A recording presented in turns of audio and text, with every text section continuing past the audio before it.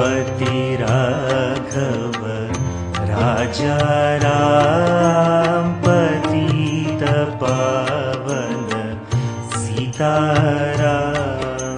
सुंदर विग्रह मेघश्याम गंगा तुलसी शालग्राम।